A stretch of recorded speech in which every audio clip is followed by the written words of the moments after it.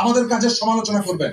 আমি আজকের এই অনুষ্ঠান থেকে বলছি যে সড়ক পরিবহনের জন্য যাকে দায়িত্ব দিয়েছেন এখন পর্যন্ত তার কাজের প্রশংসা করার মতন কিছু নাই। আমি এই কথাটা বলতে চাই যে আমরা একদিনের মধ্যে 15 বছরের জঞ্জাল আপনি শেষ করে ফেলবেন, এটি আমি কখনোই মনে করি না। তবে আমি দেখতে চাই আপনি জঞ্জাল পরিষ্কার করার জন্য উদ্যোগটা গ্রহণ করেছেন। সড়ক থেকে বিভিন্ন জায়গায় চাঁদাবাজি, একজন চাঁদাবাজকেও গ্রেপ্তার করা হয়নি, একজনকেও গ্রেপ্তার করা হয়নি। মিডিয়ার সামনে এসে বলছে হাল ধরতে হবে না, দেখেছেন তো ভাইরাল হয়েছে, হাল ধরতে হবে না। আমরা দেখতে চাই এদেরকে আইনের কাঠগড়ায় মনে করে দিতে চাই হাজার খানেক মানুষের আত্মদান কেবলমাত্র আবুলের বদলে বাবুলকে প্রতিষ্ঠিত করার জন্য নয়। আমরা আবুলের বদলে বাবুল না, আমরা কোয়ালিটেটিভ চেঞ্জ আমরা আশা করি। যাত্রী অধিকার দিবসে আমাদের উদ্দেশ্য, আমাদের ইচ্ছা, আমাদের প্রত্যাশা সরকার স্টেক হোল্ডারদের সঙ্গে এই বিষয়গুলো নিয়ে কথা বলবেন। যিনি যোগাযোগ উপদেষ্টার দায়িত্ব নিয়েছেন তিনি অ্যাক্টিভ হবেন এবং শুধুমাত্র ওই যে ড্রয়িং রুমের ইস্যু, সংবিধান পাল্টাতে হবে, এটা করতে হবে, ওইটা করতে হবে, আপনারা ওইগুলো করেন। কিন্তু একই সাথে দ্রব্যমূল্য, এই যে যানজট, এই যে পরিবহন ক্ষেত্রে নৈরাজ্য, চিকিৎসা ব্যবস্থার নৈরাজ্য, এই ধরনের জীবন ঘনিষ্ঠ যে বিষয়গুলো আছে সেই বিষয়ে আপনারা নজর দেবেন। আপনাদের সবাইকে অসংখ্য ধন্যবাদ।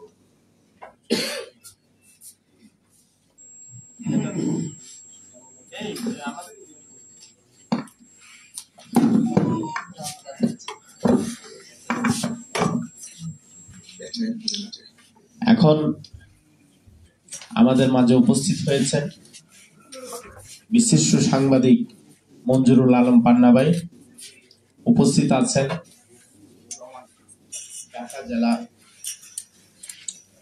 ঢাকা পরিবহন মালিক সমিতির সম্মানিত যুগ্ম আহ্বায়ক খন্দকার রফিকুল হোসেন কাজল। সংক্ষিপ্ত বক্তব্য রাখবেন, যেহেতু আমাদের নামাজের সময় চলে এসছে, সময় নেই, সংক্ষিপ্ত আকারে বক্তব্য রাখবেন বিশিষ্ট সাংবাদিক মঞ্জুরুল আলম পান্না ভাই।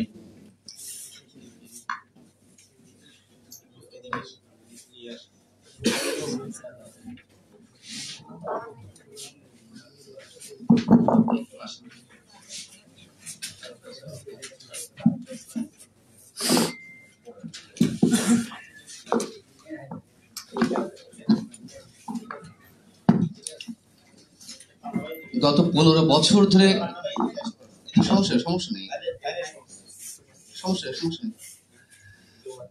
হচ্ছে যে গত 15 বছর ধরে কথা বলা হয়েছে, অনেক কথা হয়েছে। মোজাম্মেল ভাই জেলও খেটেছেন, আপনারা সবাই জানেন, শুধুমাত্র কি নাগরিক অধিকার প্রতিষ্ঠার জন্য, তাই না?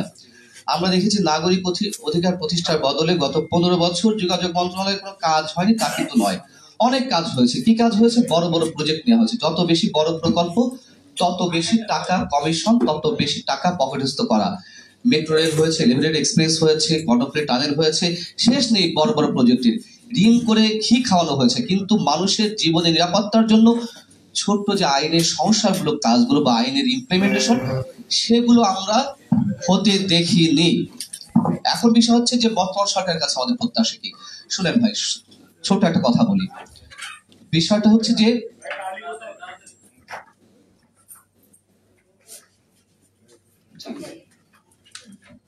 যদি কেউ মনে করে থাকেন যে সময়ের পরিবর্তন হয়েছে, বোকার স্বর্গে বাস করছি, যার সিমটম এর মধ্যে আমরা অনেক দেখেছি। চাঁদাবাজির বিষয়টি খুব গুরুত্বের সঙ্গে এসেছে, যারা কথা বলেছেন এটাই হচ্ছে কথা, যে নতুন বোতলে পুরনো মদ। হ্যাঁ, বর্তমান সরকারের কাছে আমাদের অনেক প্রত্যাশা, কিন্তু বর্তমান সময়টি গত 15 বছরের চেয়ে আরো বেশি অস্থিতিশীল, ষড়যন্ত্র চলছে। বর্তমান সরকারের কাছে আমাদের প্রত্যাশা অনেক, এটা যেমন সত্য কথা। বর্তমান সরকার খেই হারিয়ে ফেলছে কোনটাকে অগ্রাধিকার দিবে। বিশেষ একটি মহলকে অগ্রাধিকার দিতে গিয়ে আমরা সরকারের বিশেষ দুর্বলতা লক্ষ্য করছি। এই কথাগুলো এখনো কেউ স্পষ্ট করে আমরা বলছি না, শুধু এটুকু মনে করিয়ে দিই, বিশেষ একটি মহলকে গুরুত্ব দিতে গিয়ে সরকারের উচ্চ পদে যারা রয়েছেন তারা সব খেই হারিয়ে ফেলছেন। এখন অনেক দাবি দেওয়া, 15 বছরে পুঞ্জীভূত নানান ধরনের ক্ষোভের বিস্ফোরণ ঘটছে। পিছনে নানান ধরনের ষড়যন্ত্র চলছে, দাবি দাওয়ার হিড়িক পড়ে গেছে। এখন দাবিগুলো কি? সরকারি কর্মকর্তাদের দাবি কত হতে পারে? সচিবালয়ে যারা কাজ করছেন 1 লাখ, 1.5 লাখ, 2 লাখ, 15 লাখ সরকারি কর্মচারী রয়েছেন। আমি ধরলাম 15 লাখ সরকারি কর্মচারীর দাবি দেওয়া মেনে নেওয়া হলো বা হলো না, বিতর্ক থাকতে পারে। কিন্তু যাত্রী পরিবহন আইন বা যে আইনগুলোর কথা বলা হচ্ছে, এর সাথে 17 কোটি 18 কোটি মানুষের ভাগ্য জড়িত, জীবনের নিরাপত্তা জড়িত। যদি এদিকে অন্তত নজর না দেওয়া হয়, আমরা শুধু বলবো, যেটি শরীফ ভাই বলেছেন যে আবুলে বদলে বাবুল, বাবুলে বদলে আবুল, সেটিই ঘটবে। আসলে যমুনাতে একটি টকশোর শিরোনাম ছিল জেলাও সে কদু, সেটি নিয়ে অনেক কিছু হয়ে গেছে। আমরা বলতে চাই আসলেই তাই হবে, জেলাও সে কদু। অতএব দাবি আমাদেরকে জানিয়ে প্রকাশ করতেই হবে।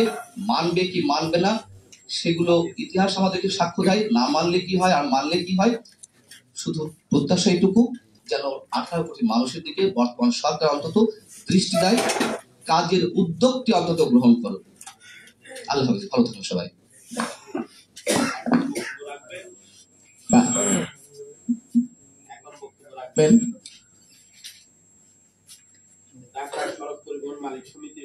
তো যুগ্ম আহ্বায়ক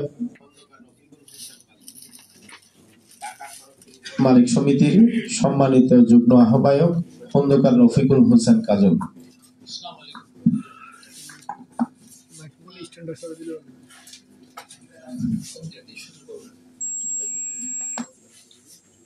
গণপরিবহনে যে বিশৃঙ্খলা আছে এটা তো কাউকে বলার কোনো দরকার নেই, রাস্তা হ্যাঁ।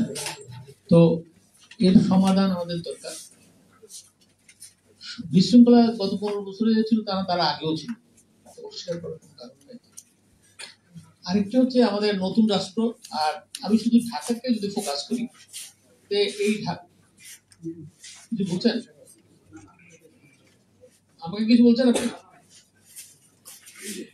তো এইটা একটা বর্ধিষ্ঠ শহর। আমি 46 বছর আগে যখন আমি ব্যবসাটায় নামি, তখন ঢাকায় বাস চলাচলের রাস্তা 100 কিলোমিটার মতো ছিল। আমি বিশ্বব্যাংকের সাথে 2003-4 সালে একটা কাজ স্টাডি করছিলাম, সেখানে দেখা যাচ্ছে যে ঢাকায় তখন 226 কিলোমিটার মতো ছিল। সেটা আমার ধারণা এটা প্রায় 1000-এর কাছে গেছে। তবে গত পরশুদিন বিডিসি এর একজন কর্মকর্তা তিনি বললেন যে 350 কিলোমিটার। আমি মনে করি না, এটা তথ্যটা সঠিক না। আমি প্রথমে বলছিলাম যে কোথা দিয়ে শুরু করবো। আসলে প্রথম কথা হচ্ছে যে আমাদের রাস্তায় যে বাসগুলি চলে, মোটর ভেহিকেল আইন অনুযায়ী একটা বাসও ফিট না। এই শহরের যত সমস্যা আছে তার জন্য প্রশাসন এবং সরকারের প্রশাসন এবং আরো তার সাথে সম্পৃক্ত যারা আছে তাদের দায় হচ্ছে 80%। আমার স্টাডি, আপনাদের নাও হতে পারে, আমার, আর 20% মালিক শ্রমিকের সম্পর্ক। আর আরেকটা হচ্ছে যে আমি চ্যালেঞ্জ দিয়ে বলতে পারি, যে সরকারের উচ্চ মহল থেকে সিদ্ধান্ত নেয় যে এটা সলভ করব, আমি বলবো না যে কোন ফাইয়া কোন বললাম আর হয়ে গেল, কিন্তু আগামী 1-1.5 বছর মধ্যে দৃশ্যমান পরিবর্তন আনা অত্যন্ত সহজ এবং সম্ভব। আমি চ্যালেঞ্জ দিয়ে বলতে পারি। কিন্তু ভাই সাংবাদিক সাহেবের কথা বললেন, সরকারের কার সাথে আলাপ করতেছে, কার সাথে নিয়ে পলিসি তৈরি করতেছে, আমরা এখনো খবর পাচ্ছি না এবং জানি না। আপনাদেরকে একটা কথা স্মরণ করাই দিতে চাই, আমার ব্যক্তিগত দাবি করতে চাই যে 11-এর পরে আমরা কিছু বাস নামিয়েছিলাম, কিছু সংস্কার করেছিলাম। প্রত্যেকটা বাস